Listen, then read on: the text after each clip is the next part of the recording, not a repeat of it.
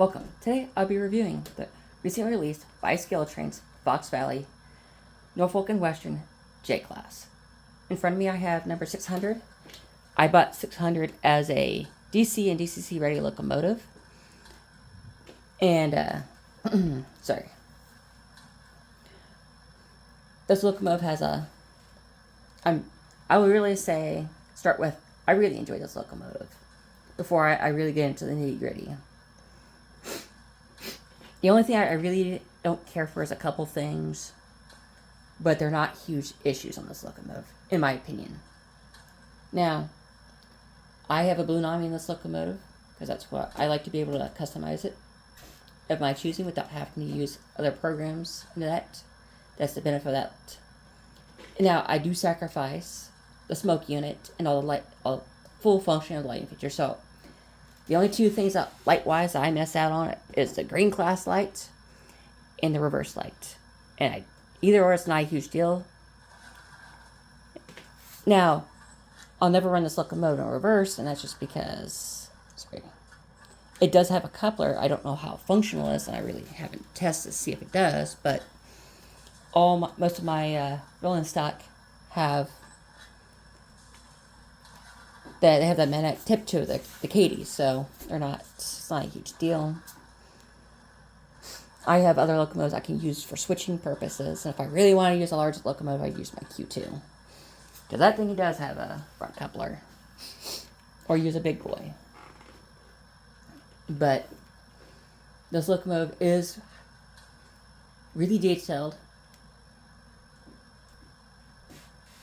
And one of the things that Scale Train said is they're keeping it under the Fox Valley name because it wasn't detailed enough for their liking. Which, if this isn't their liking,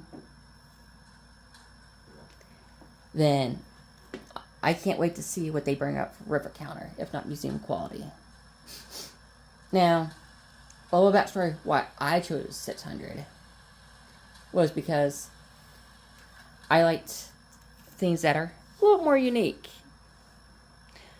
Hence, I have a lot of unique steam locomotives and diesels, one-offs sometimes. Things that you don't really see. But this thing has operated amazingly. I haven't had any electrical issues running it wise. And it hasn't given me any issues when I pull anything. I've literally had a 31 covered hopper train that I pulled earlier this week that you saw that was 31 cars, and it did it with not too much issue. Now it does have traction tires on it, but I could switch them out to the regular metal. So if I can't get traction tires or I just want to switch over, it's super easy to do. Not a huge headache. But I do get the headlight, and when that comes on, the number boards come on. I got the white class light, which is not on right now, and I do get a cab light. I do have a unboxing where I literally showed all those lighting features.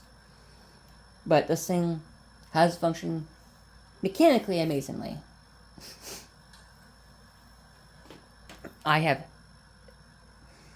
really have no intention of rewiring unless it literally decides to literally take a dump on me. But the only electrical issue I kind of somewhat had, and it was it's kind of how this locomotive is designed. It's with the speaker and the engine, the decoder and the engine, the speaker and the tender. I'm sorry about that. I thought it was kind of odd, and the odd part about that is the fact that the tender has a keep alive, but it's a rechargeable small little battery. And I haven't had an issue on my layout wise, but with the train store that I like to run some of my trains on, that I do have videos of trains going by on. It same spot on the track, and it always kind of cut out a little bit. It wasn't the best quality when it did that, but this thing had no mechanical problems. So I'll go through and I'll go ahead and show you some of the lights itself.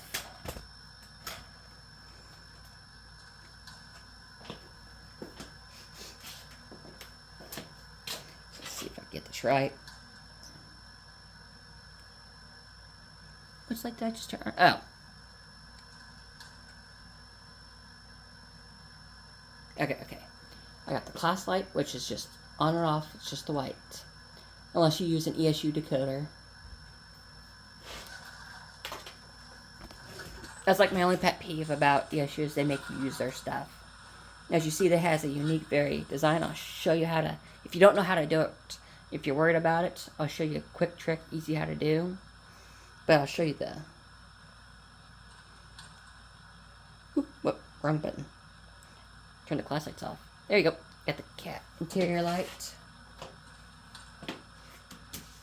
But this locomotive, in my opinion, does have a lot of detail. And I was told that Scale Trains literally designed the locomotive from the ground up, keeping the only thing that MTH had was the shells itself. So, I believe. Oh. No, that was the right horn. This is the actual whistle off of 611. That's the sound that was recorded. So, I'm going to turn that light off.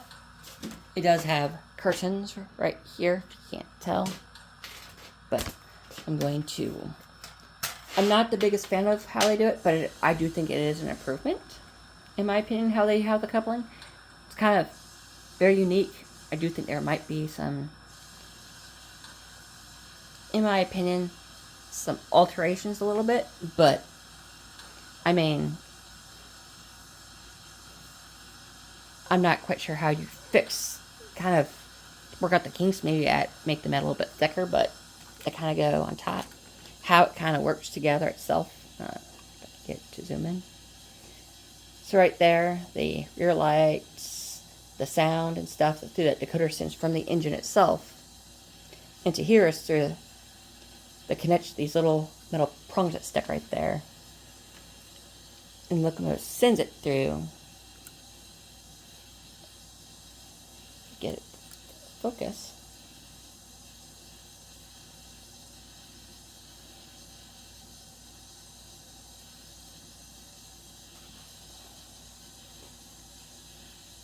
As best I can.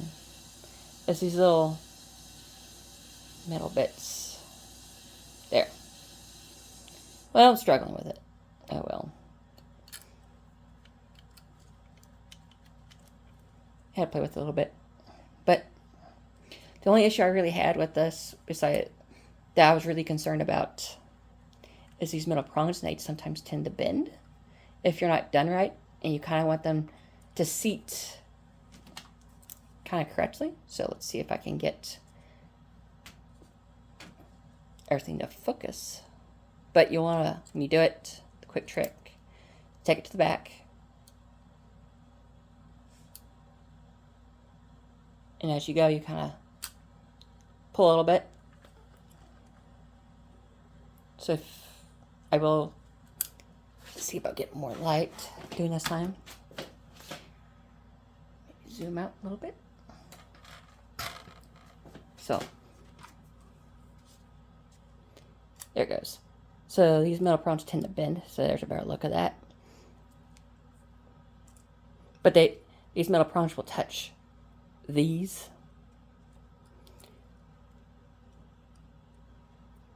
So you want to take these prongs and kind of stick them to the back corner right here when you're doing your connecting.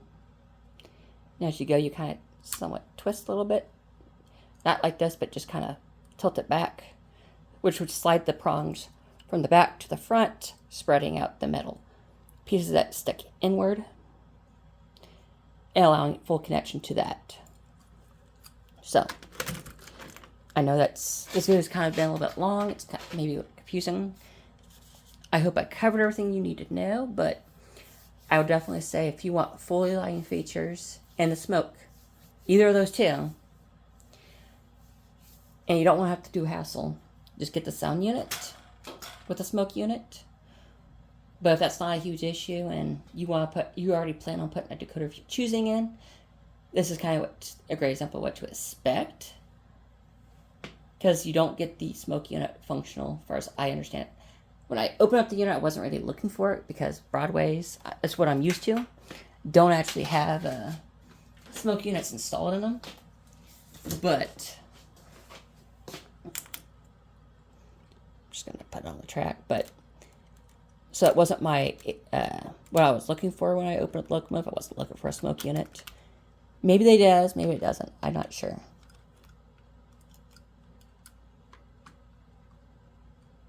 Yeah, I'm not going to do that. I'll just reconnect it when I get there. But, so the decision of whether or not, of which version to get is up to you. But if you are interested, this is a locomotive that I would literally buy another one of if I had the money and the opportunity to. Whether it was sound unit or the DC version, because if it was a DC version, it was any other number than 600, I'd still keep it either way. I just have a spare at that point. But I would definitely say this. I really enjoy it. I would buy another one, preferably non-sound, so I can run it with this one, and preferably a different number. But who knows? I'll probably try to run. It'd be funny to run two different versions of 600. Have one with a front coupler on it and one dot. It's called the 600 train. But this, I will say, this train did come with cars, which were sold separately. I do plan maybe to be able to get one of those sets, but it's not on the top of my priorities. I have other stuff I want to get first. Stuff that's, I'd probably say, ranked higher. Not just because those cars, you really only can run it with the Norfolk and Western or in the Amtrak Rainbow era. So my 4316. But if you really want me to get those cars, just comment that you really want to see those cars. Watch this video, watch the ads, because that helps. That's what helps get money for. That's how I get paid in YouTube itself. But if you enjoyed this video, hit the like button, share it, comment. If you want to stay connected, subscribe and hit that bell icon. Enjoy the rest of your day.